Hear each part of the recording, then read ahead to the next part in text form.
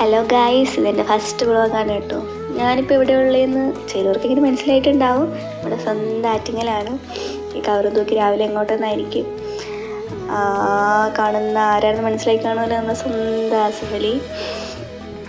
ഇക്കനെ കാണാനായിട്ട് ഞാൻ പോവുകയാണ് കേട്ടോ. രാവിലെ തിരുവനന്തപുരം വണ്ടിയിലോട്ടാണ് കയറിയത്, മംഗലപുരം ഇറങ്ങിയിട്ട് പോകാമെന്ന് വെച്ചിട്ട്. അങ്ങനെ അനിയനും കൂട്ടിയാണ് ആ യാത്ര പോകുന്നത്.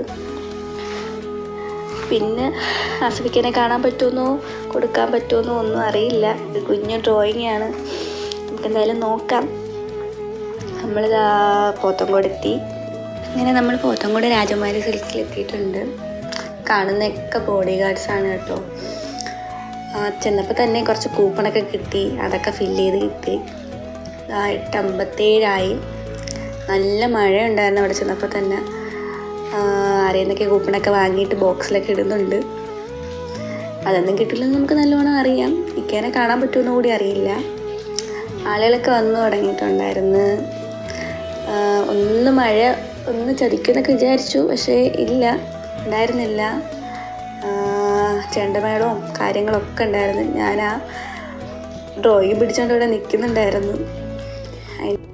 ഡ്രോയിങ് കണ്ടിട്ട് ഒരു ക്യാമറ ചേട്ടനാണ് വന്നിട്ട് ഫോട്ടോ എടുക്കുകയൊക്കെ ചെയ്തത്.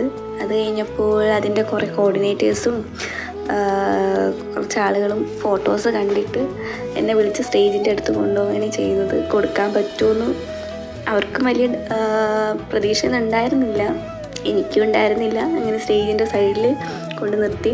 നമ്മളെ സ്വന്തം ആസിഫ് കഥ വരുന്നുണ്ട്. നല്ല തിരക്കുണ്ടായിരുന്നു കേട്ടോ. എന്താ ലുക്കല്ലേ എൻ്റെ മോനെ.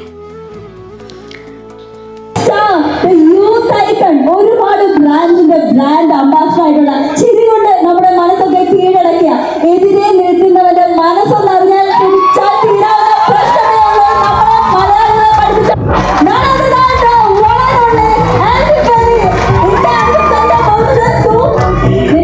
നമസ്കാരം. സാധാരണ ഒരു വേദിയിൽ വന്നാൽ ഏറ്റവും കൂടുതൽ ബഹളം ഉണ്ടാക്കുന്നത് ഞാനാണ്. ഇന്നൊരു സ്റ്റേജിന് രാജകുമാരനാണ്.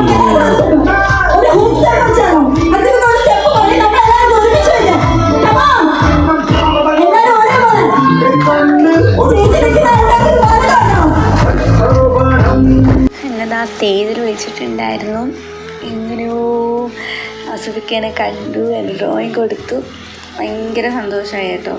അവിടെ നോക്കി ഞാൻ സെൽഫിയൊക്കെ എടുക്കുന്ന വീഡിയോ എൻ്റെ അനിയൻ ബേക്കിൽ നിന്ന് എടുത്ത വീഡിയോ ആണ് കേട്ടോ.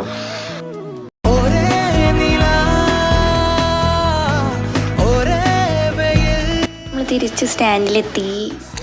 ബസ് ഉണ്ടോ എന്നൊക്കെ നമ്മൾ ചോദിച്ചു. പിന്നെ നമ്മൾ വെഞ്ഞാറമൂട് ബസ്സിൽ കയറി തിരിച്ച് പോണു. ഭയങ്കര സന്തോഷമായിട്ട് ഞാനും എൻ്റെ അനിയനും. പലരും വിചാരിക്കുന്നുണ്ടാവും എനിക്കിത് തന്നെയാണോ പണിയെന്ന്. ആരെന്ത് വിചാരിച്ചാലും പ്രശ്നമൊന്നുമില്ല, ഞാനെൻ്റെ ജോലി ഇങ്ങനെ പോകും.